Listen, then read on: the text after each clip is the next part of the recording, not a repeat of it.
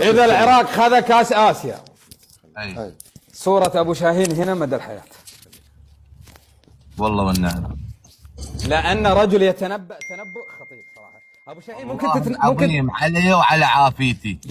اذا انا عدل ولا ميت تذكروها كاس اسيا. الله يطول عمرك.